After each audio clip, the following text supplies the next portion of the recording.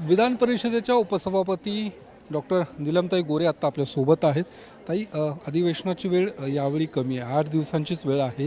विरोधी पक्षांकडून सातत्याने मागणी होते की या 8 दिवसांमध्ये जे काही विदर्भातले प्रश्न आहेत ते मार्गी लागणार नाहीत, त्यासाठी वेळ वाढवून देण्याची मागणी आज देखील करण्यात आली होती।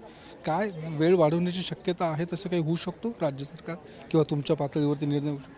मुळात मी तुमच्यामार्फत जनतेला सांगू इच्छिते की कामकाजाची बैठक सल्लागार समितीची जेव्हा झाली तेव्हा सर्व पक्षांचे नेते आणखीन गटनेते उपस्थित होते आणि त्यांच्याशी बोलूनच ही तारीख ठरवलेली आहे।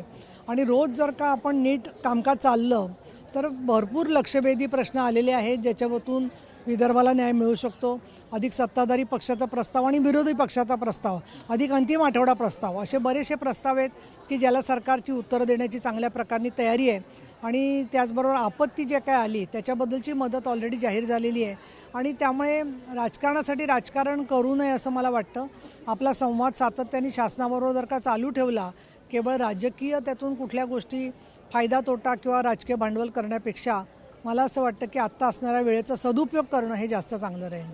दुसरा एक मुद्दा सातत्याने विरोधी पक्ष उचलत आहे की विरोधी पक्ष नेते अद्यापर्यंत निवड होत नाही आहे, की त्यावर देखील सरकार कुठेतरी वेळ काढूपणा करते असं देखील आरोप केला जातो।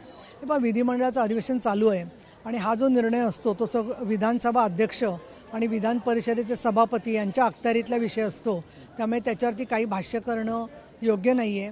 हे दोन्ही पीठासीन अधिकारी जे असतात ते जवळजवळ म्हणजे न्यायिक पद्धतीनेच विचार होत असतो आणि म्हणून अशा वेळेला प्रत्येक गटनेत्याला बोलायची संधी मिळते। विरोधी पक्षनेता शेवटी संख्याबळावरती जर का धरला नाही तरीसुद्धा निवडणुकीच्यामध्ये ज्या प्रकारचं यश महायुतीला मिळालेलं आहे ते जर का पाहिलं तर त्याच्याचमुळे जर का माननीय एकनाथ शिंदे जे बोलले की मोठी संख्या विरोधी पक्षाची आली असती तर आपोआपच विरोधी पक्षनेता मिळाला असता, अर्थात ते त्यांचं म्हणणं झालं। अंतिम निर्णय जो आहे तो अध्यक्ष आणि पीठासीन अधिकारी म्हणून आमचे राम शिंदे सभापती हे निपक्षपातीपणेच निर्णय घेत असतात। संख्याबळाचं ज्यावेळी कारण दिलं जातं त्यावेळी मागचं काही उदाहरणं दिली जातात, ज्यावेळी देवेंद्र फडणवीस वगैरे विरोधी पक्ष नेते होते। मी याच्यावर काहीच भाष्य करणार नाही, कारण असं आहे की सभागृहात बाजू मांडायची संधी असताना अनेक वेळेला याच्यावरती चर्चा होऊन सुद्धा माध्यमांमधून फक्त त्याच्याबद्दलचे प्रश्न विचारले जाणं हे अधिवेशन चालू असताना मला तर योग्य वाटत नाही, म्हणून मी काही त्याच्यावरती भाष्य करू इच्छित नाही। कॅमेरामन रोहन पवारसह योगेश बोरसे, TV9 मराठी, नागपूर।